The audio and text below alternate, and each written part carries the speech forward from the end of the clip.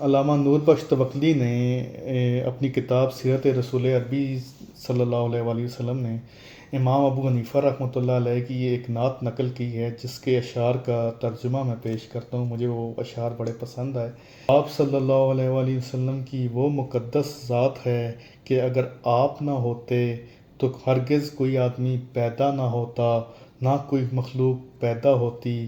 اگر آپ نہ ہوتے، آپ وہ ہیں کہ آپ کے نور سے چاند کو روشنی ملی اور سورج آپ ہی کے نور زیبا سے چمک رہا ہے۔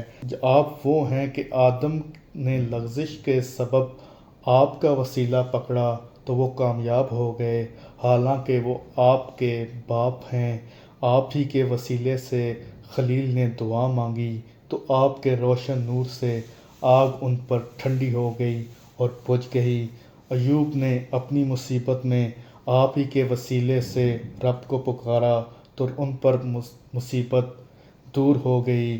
مسیح آپ ہی کی بشارت اور آپ ہی کی صفات حسنہ کی خبر دیتے اور آپ کی مدح کرتے ہوئے آئے۔ اسی طرح موسیٰ آپ کا وسیلہ پکڑنے والے اور قیامت میں آپ کے سبزہ زار میں پناہ لینے والے رہے۔